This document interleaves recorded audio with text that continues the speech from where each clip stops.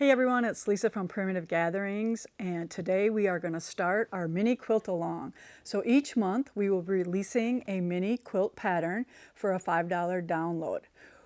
After a month, when the next one comes out, then those previous downloads will be $12.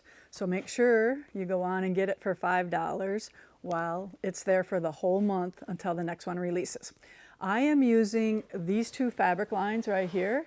Well, it's actually one fabric line, but two different towers.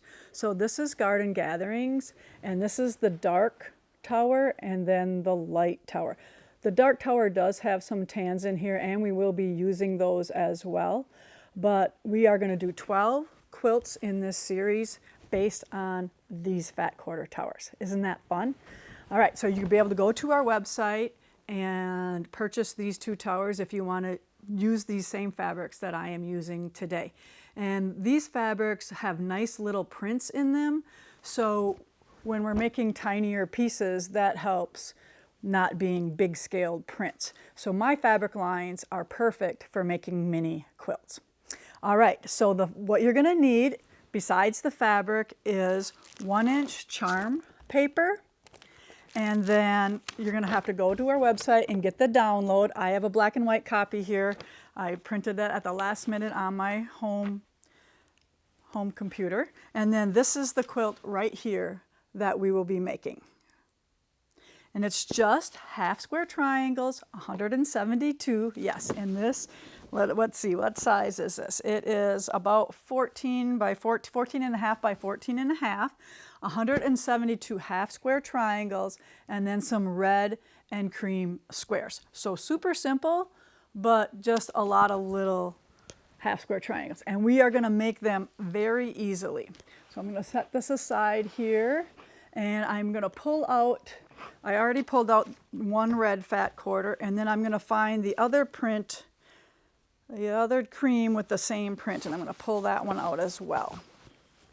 So the first thing that we're going to do is we're going to prepare our fabrics and starch them. So let's move that ahead. And this is the 1-inch triangle paper that we are going to need for this. And you don't want the charm paper, you want this sheets. So we have triangle paper for charms and triangle papers for sheets. This is better for running yardage.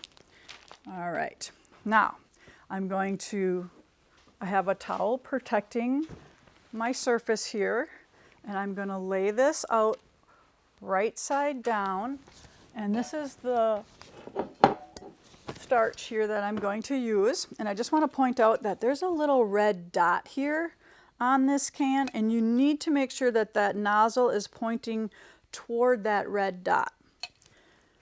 Okay, so starching fabric, what it does is it shrinks the fabric now, not when we are making the quilt. So if you didn't do this ahead of time, when we're steaming and pressing and doing all sorts of things with our fabric, it's shrinking while you're making it. And that's why, like if you were making a 9.5-inch block and it's coming out 9 1/4, that's because your fabric is shrinking while you're making that block. So we're going to pre-shrink our fabric, and we're going to give it some body, so it's like sewing little paint chips almost, little cardboard pieces through your machine. So it makes it really easy to make small pieces if they have been starched. So heavy duty is the best one that I like. This is faultless.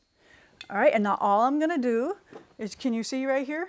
All right, so all I'm gonna do is make like an outline around the perimeter. And then fill it in.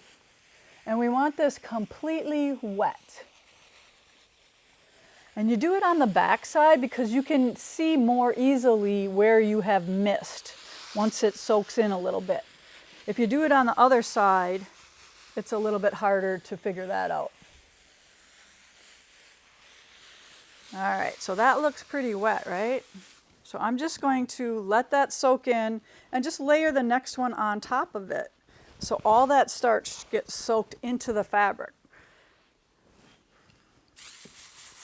You don't want to hang it up right away so it drips off of the drying rack and onto the floor. You want it to soak in as much as possible first.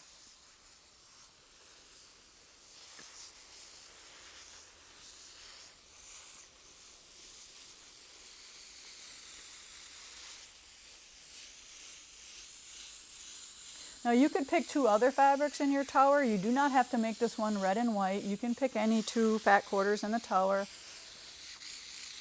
So you can use your own creativity if you like.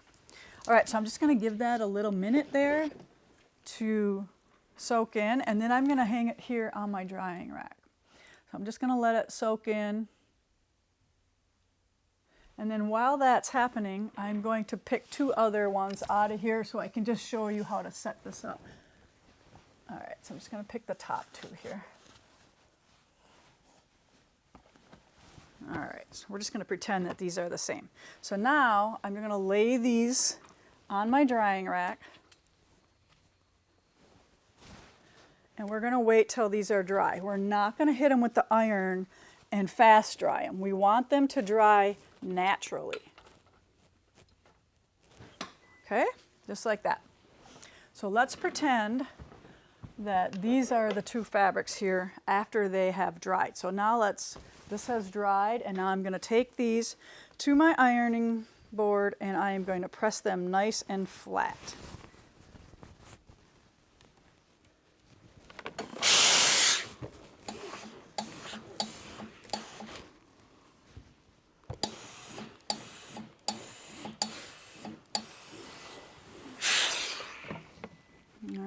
So I got one.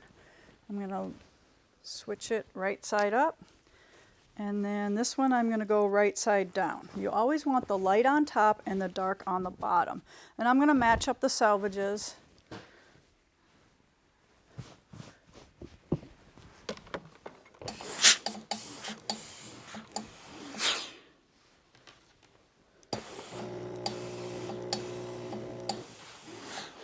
Okay.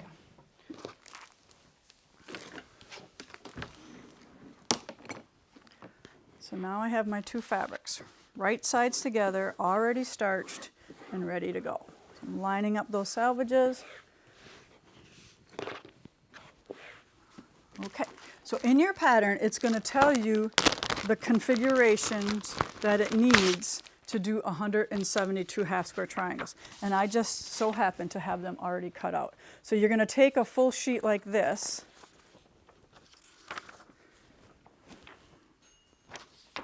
All right, so this is a full sheet. Now your pattern says we need 2 full sheets and then 2 4x4s, 1 2x5, and a 1x4. So what does that mean? So this right here is 1, 2, 3, 4, 5. So this is a 1x5. See that? So we need 2 full sheets like this. So all I'm going to do is trim on the outside here about 1/8 inch away from that solid line. So that's what this looks like. So see how I've trimmed those? So you're going to do that to both of them. So I need 2 full ones. Here's my 2 full ones. So now we do have a little diagram on our pattern, so how you can lay these out. Let's see if I make sure the orientation, long, I'm going to do it like that. All right. So we're going that way.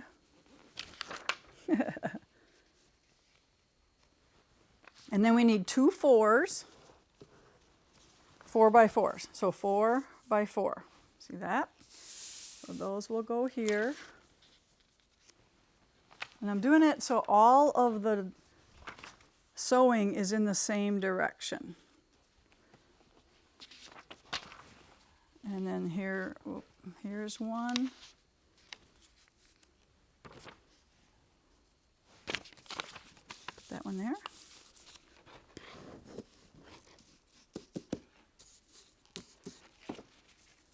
Okay. We need some 1.5 inch squares here as well. So that's why we need this extra fabric here, because we are going to be cutting. All right, so now you could take this and pin these on. You could pin them on one at a time and stitch one, or you can pin everything down and do it. But you know what? If I was doing this at home, I would start off one right here, and I would take it to my machine, and you're going to stitch on these dashed lines. So the first thing that you're going to do is you are going to shorten your stitch length. to half of what you normally stitch at. So if I normally stitch like a smidge under 2, I'm going to go about 1. And that you want that so this paper comes off very nice and easy. So don't forget to lower that stitch length. All right, so here, that's going to go there, and I'm just going to just keep stitching all those dotted lines until I have everything done. I'm going to cut my number of squares out of the remaining fabric at the end, and then it's just about laying those out. So once you have those triangles all sewn, you're going to cut them apart on the solid line. So you're going to cut all the solid lines out, and then you're going to cut them in half, and then you're going to take them to the ironing board, and you are going to press them to the dark, which is super easy, and then you're going to peel the paper off, and now they're ready to lay out in the direction of the pattern. All right, so with the squares, the squares and the half square triangles, you just lay this all out, and then you start sewing from the center, from this star. So you'll make these 4 half square triangles here, and then 2, 2, 2, 2, and then 4 squares, and then the other squares are coming here. All right, so super simple, but you just have to be able to make those 1-inch half square triangles, which will be 1.5 until you sew them into the quilt, and then they will be 1 inch. So know that when they're done and made, they are 1.5, and then when you lay them all out and sew them together, they will be 1 inch finished. So that's why we have the paper that says 1-inch half square triangle paper.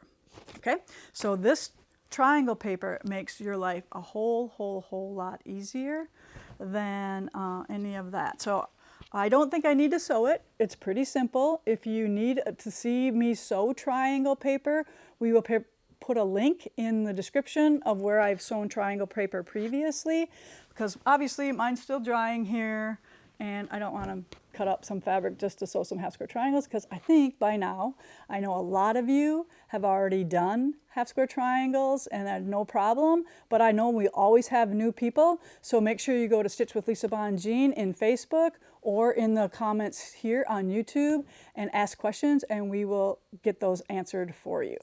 All right, everyone.